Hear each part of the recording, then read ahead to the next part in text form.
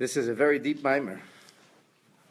I don't know why we selected it, but we did. It's just, this is who we are today. So this mimer begins, was based on words that you found in the Shemona Esrei, in the Amidah, of Shabbos afternoon's Mincha. On Shabbat afternoon, like on Shabbat morning and on Shabbat evening, the Amidah, the middle section of the Shemona Esrei, is about the day. So it starts off the same way, same three blessings. It's called Avot. We mentioned Avraham, talk about Yitzchak and Yaakov, shield of Abraham, talked about resurrection, which corresponds to Isaac, and we talk about holiness, corresponding to Jacob. And then the belly is kind of carved out. We don't do any asking on Shabbos. Instead, we talk about the holiness of Shabbos. The same thing kind of happens every single Yom Tov, with the exception of Rosh Hashanah, where we have not one blessing in the middle, but rather three blessings, which correspond to the concept of the shofar bless. Okay. So you have to know that holiness waxes. It doesn't wane. It doesn't slowly peter out. That holiness continues to grow. So much so that the holiest moment of Shabbos is on Shabbat afternoon, especially even after Mincha. And what heralds this holiest moment is the Shemona Esrei, is the tefillah, the prayer that we do before. So obviously, we're going to talk about this. It's going to have to be very sublime. It's going to be about the rest of Shabbos. It's going to be about the sublime oneness of Shabbos. It's going to be talking about rungs of holiness. And I hope you're able to understand. I do the best I can. So the mimer begins with the words. Before I start the mimer, I should tell you it was recited by the Rebbe on Tes Kislev, which is today. Erev Yud Kislev, which is tomorrow. And the year is 1981. And this mimer was actually edited by the Rebbe. Later on, in 1986, was edited by the Rebbe. Atah Echad, Shimcha Echad. So we start off with the words, you are one, your name is one. Umi cha'amcha ki Yisrael, who is like your nation, Israel. So we're talking about God, Atah. We say Atah Echad, you're one, oneness of God. The Shimcha Echad, the name of God is one, meaning the name which represents a persona, if you will. We call a person a name based on our relationship. So you're a doctor, you call doctor. If you're married to the doctor, it's very strange to call your husband doctor or wife doctor, right? The name represents the relationship. So the name which represents the relationship is a metaphor for how we relate to God. God relates to us. He creates us. At some point, he assumes various personas. These ideas are called Shimcha. It's called your name. Atah Echad, you are one. The Shimcha Echad, your name is one. Meaning your outer layers of divinity, or this notion of divine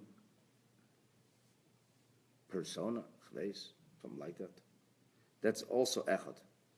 Umi cha'amcha ki Yisrael, who is like your nation Israel, Goy Echad ba'aretz, a nation that is one, even when it lives amidst the earthly reality. That's the statement which is made in the Shemona Esrei. The Mittel Rebbe, who is Baal HaYilula, the Tes Kislev today is his yahrzeit Hilula. Tomorrow is his Chag HaGeula. The Mittel Rebbe was born, and he was Nistalik on the same day of the month, on the 9th day of Kislev. And on the year that he passed, the next day was the first anniversary of his being released from incarceration on trumped-up charges of sedition. Much like the Alter Rebbe, only even more ominous. So the Mittel Rebbe recited a mimer based on these words, and this mimer is based on that rumination, which this mimer, Shekanira, hu hadrush Atah Echad, this is the mimer Atah Echad, Sha'omrei b'Shabbos Kodesh ha'acharon. This is the mimer that the Mittel Rebbe recited on his last Shabbos, last terrestrial Shabbos, last Shabbos on earth. B'shivtei b'maser, when he was still, pardon me, let me rejig that. The last mimer before he was released, a year earlier. So he was released on Yud Kislev, which was Sunday. Shabbos was Tes Kislev. And on Shabbos afternoon, the last mimer before he was released from incarceration, he recited this mimer yet in prison, which is an interesting story of how it came to be that the Mittler Rebbe was allowed to teach Chassidus in prison. He became very ill, and they were afraid for his life. And the doctor said, if he can teach Torah, he may regain his health. If you don't allow him to teach Torah, he's not going to make it. They wanted a live prisoner, not the opposite. So they actually allowed Chassidim in, a small coterie of Chassidim came in, and Mittler Rebbe continued to teach Torah in prison. So this was the mimer that he recited prior to his release. And that was in the year Tovkuf Pei Zayin, or 1826. Koidim Tfilas Mincha, before the davening of Mincha. All right, so in this mimer of the Mittler Rebbe, where he's emphasizing and explaining the mystical element of Atah Echad, which sounds pretty sublime to begin with, you are one, and he's talking about the mystical element. So the Mittler Rebbe noted that in this portion of the Shmona Esrei, in this formula, everything is in triplicate. Everything comes in threes. We roll the dice like 4 times, but always in threes. Statement in 3, in triplicate. Statement in triplicate. Another statement in triplicate. And then a 4th statement in triplicate. The first statement is Atah Echad, that's 1. Shimcha Echad, that's 2. The first sentence is about Echad, it's about oneness. You are one, your name is one, your nation is one. That's the first, that's volley 1. And then this happens 3 more times. 3 more times where the prayer formula speaks of the holiness of Shabbos, but it does so through the prism of a triplicate. It speaks about things 3 times in a row. So the Mittler Rebbe explains in this mimer that the idea of 3 represents Gimel Hakavim, the Chagas. It represents the 3 elements or dimensions of Chesed, Gevura, Teferes. Now Chagas or Chesed, Gevura, Teferes is the notion of right energy, left energy, and the central fulcrum. All of human emotion, it can be divided into 3. It's a positive thing, Chesed, you're attracted to something, you're excited about something. The whole range of emotions fits into that, the right emotion. The left emotion is you're unhappy about something, you're fearful about something, you're going to be restraintful or going to be disciplined. That's the left energy. That's Gevura. And then the central energy is a balance, a synergy. It's neither right nor left. One of the metaphors, or one of the examples or iterations of Tiferes, of the central energy, is compassion, is Rachamim. So if Chesed is to give, a person gives. Who does he give to? He gives. What if the people are not deserving? That's not my problem. I like to give. What if it's dangerous to give them? I'm sorry to hear that, but I have to give because it's about my giving. So when you have an extremist on the right, he just wants to give. And the extremist could be giving permission or making room to something which is mortally dangerous. It should sound familiar, actually, certain elements of our society today. So it's all giving. It's blind giving. It can't, you just give. If you just give, that's extremism, and it's not a healthy. That's what they call liberal fundamentalism. It's not healthy. On the other side, we have discipline, restraint. And discipline and restraint is a very important thing. It's a good thing, actually, in moderation. Taken to an extreme, it becomes very harsh, even horrible, because I'm so exacting, I'm so demanding, I don't leave any room for life. Imagine you had to live under a microscope all day. You'd go crazy.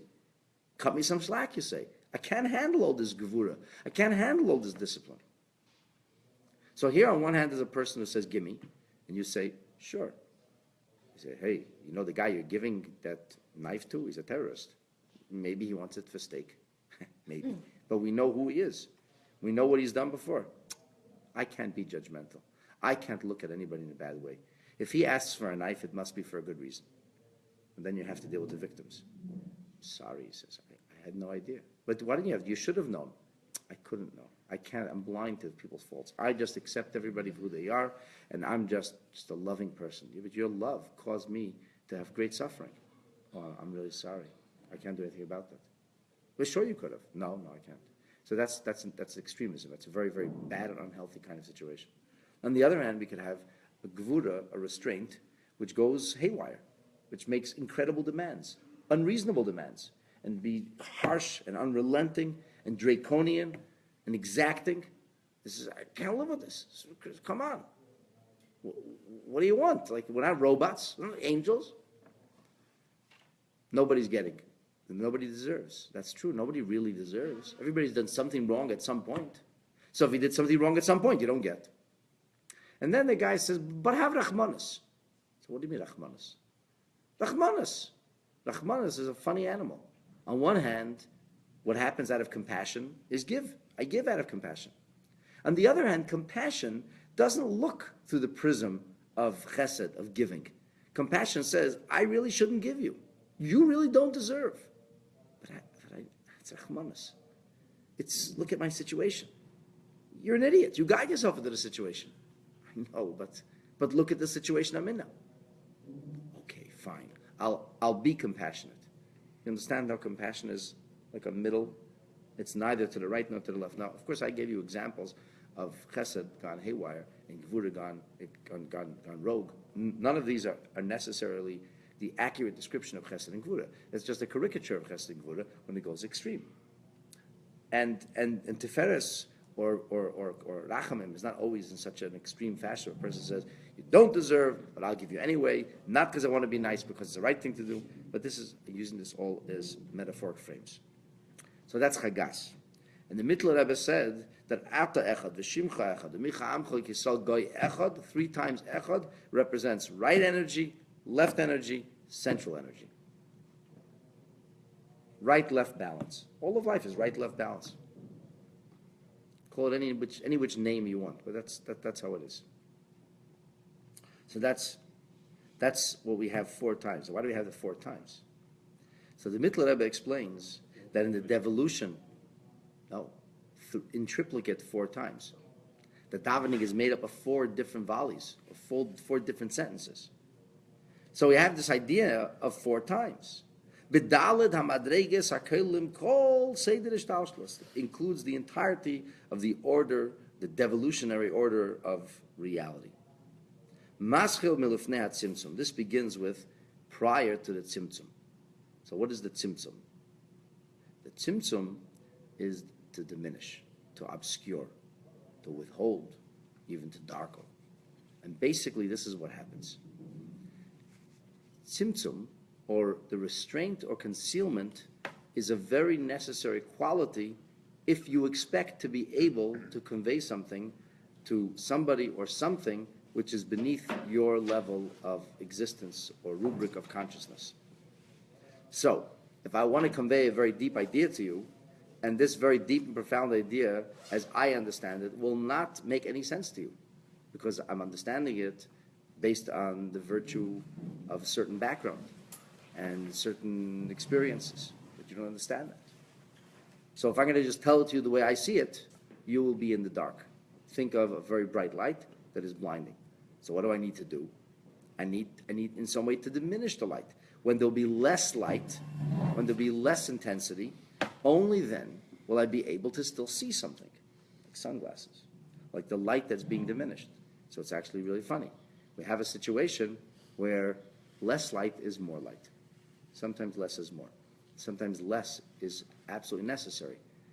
If somebody wants a drink of water, so it's not a good idea to open the fire hydrant. He and the water may end up across the street by the force of the water. And the cup is long gone. So if you want to have a little drink of water, you need to have restraint. You need to have some kind of cap. At some point in New York City, like the early 80s, these kids were opening up the fire hydrants in the summer. So the police actually figured they can't fight it forever. They were spending the whole day going from fire hydrant to fire hydrant, closing up the fire hydrants. So they came to the kids and said, okay, here's what we're going to do. They created a cap, like a sprinkler cap. And they put the little cap on the fire hydrant. And the kids, got into their swimming clothes, and they danced and jumped around in front of the, Brooklyn. There's no splash pads over there. Couldn't afford to go anywhere. So this way, they didn't lose. The city wasn't being drained of water, and the fire hydrant didn't go crazy. Logical thing. And that was a very, very powerful little cap, because once you uncork the fire hydrant, there's enormous force. And this is the force that's got to put out a fire. So you have a very strong and powerful cap that can restrain it, can hold it back. It's called tzimtzum. So when God wants to create the world, if the world cannot occupy a space where godliness is in its full intensity, so to speak, because there will be no room for us. It's not possible. We wouldn't be able to feel independent. Wouldn't feel we exist. We'll become overwhelmed by the light. It's like trying to project a picture onto the wall before the technology we have today, when the lights are on. You see absolutely nothing. In order to see something, you need to have darkness. The more the darkness, the more sharp the picture becomes. But there is existence before tzimtzum. Tzimtzum is necessary for us, for our reality. And even in a very lofty level, the highest worlds, which are beyond almost what we could fathom, not almost, they are beyond what we could fathom, nonetheless, that's already after the tzimtzum. But there's before tzimtzum. And not only there's before tzimtzum, there's before tzimtzum, there's two levels of before tzimtzum. So tzimtzum could be like, I want to convey an idea. And you're never going to understand what I'm talking about. So I have to now kind of stop thinking for a moment, stop thinking the way I'm thinking. I have to collect my thoughts, and so I can convey something that's coherent, something that you're able to appreciate, so you're able to grasp, instead of just overwhelming you with words that mean absolutely nothing.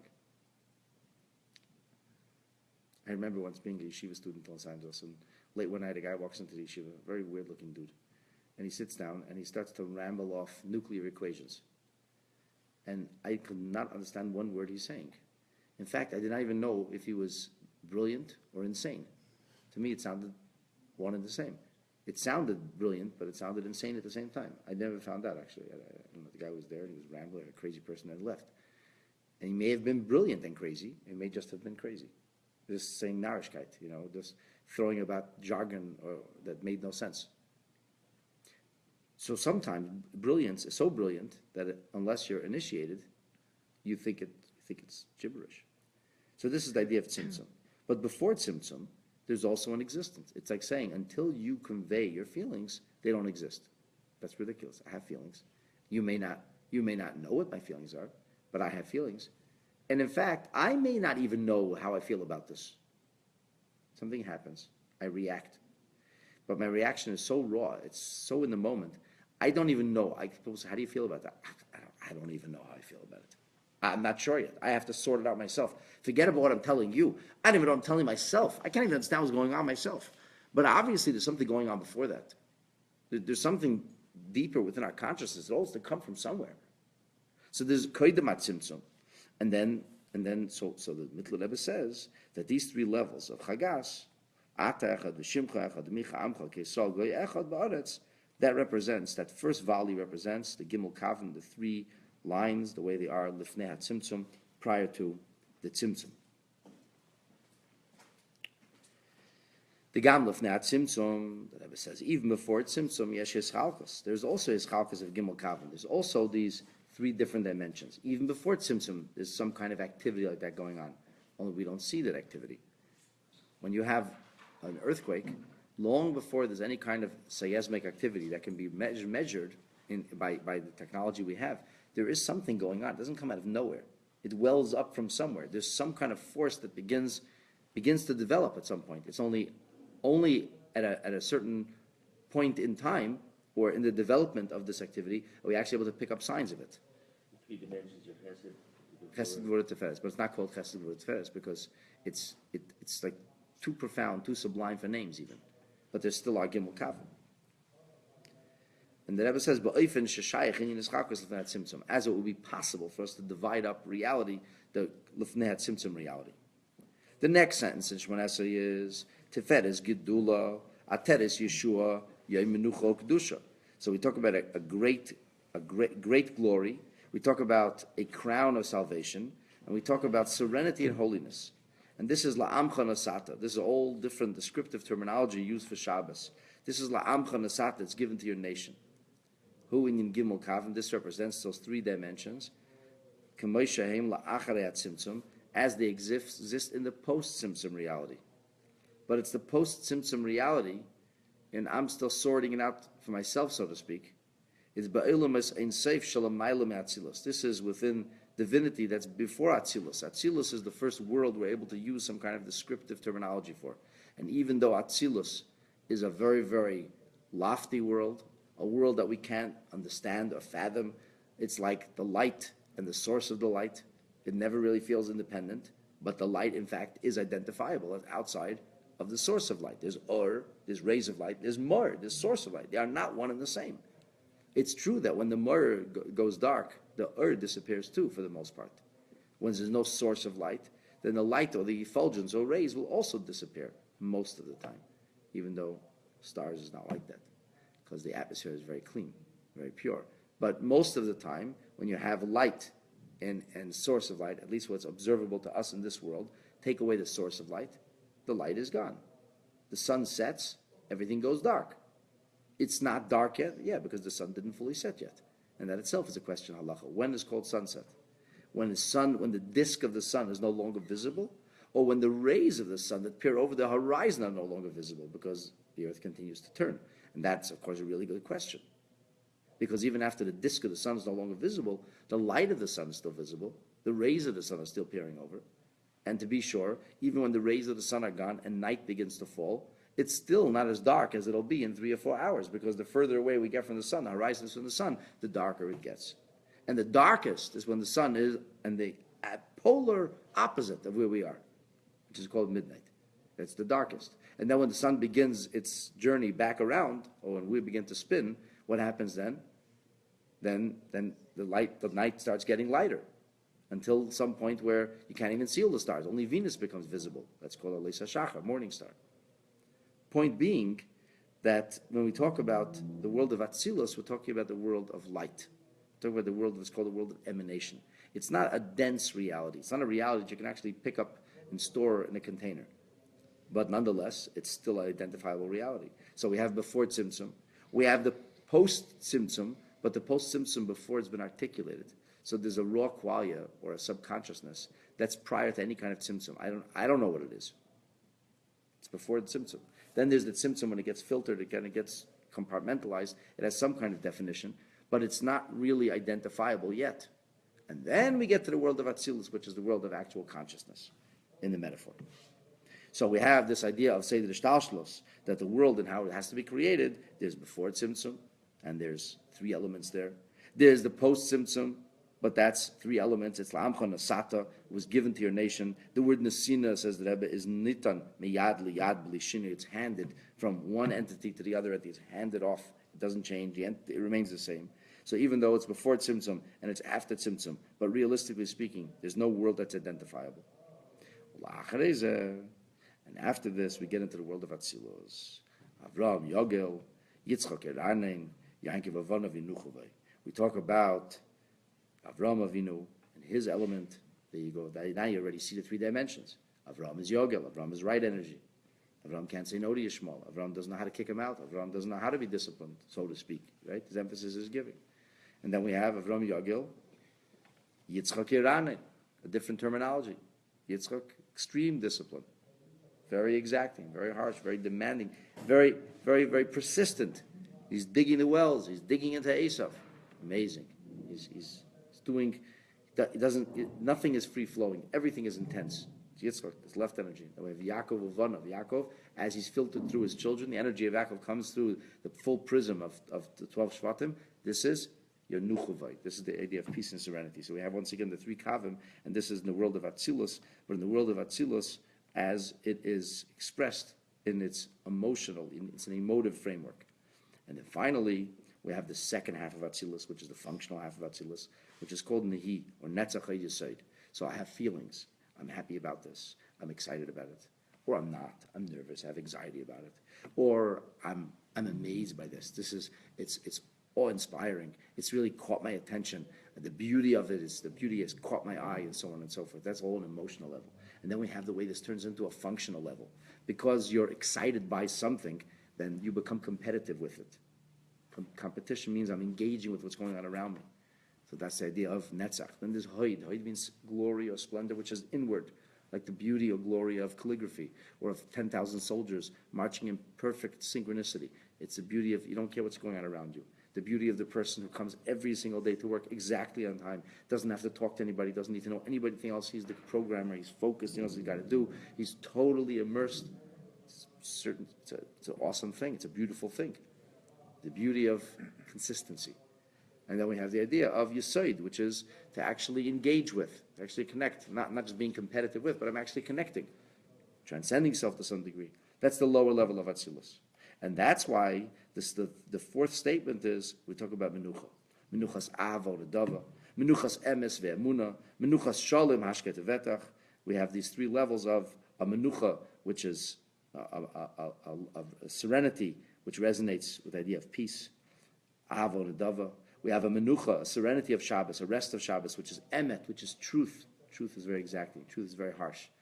A lot of people don't like the truth. That's Gvura. And then we have a Menucha of Shalom. Shalom is balance or peace. So here we actually see the three on a functional level. The Menucha as it's one of love, the exuberant, buoyant, loving Menucha. The Menucha which is true, the true Menucha, real Menucha. And then we have the Menucha which is Shalom. And that's Hashket V'vetach, that is able to endure. And that's finally the last level of Atzilus, which is called Nehi Netzach Yesod of Atzilus, as explained at length in the Drush. So the Rebbe basically recaps this very, very deep rumination of the Mittler Rebbe. And then the Rebbe says, what does it have to do with the Parsha? We know that our Rebbeim were very exacting and precise about everything. Every mimer, a mimer that's spoken of about Shabbos afternoon, this mimer couldn't be said any Shabbos afternoon, but it was said on this Shabbos afternoon. What Parsha was it? Parshas Vayetze. Why?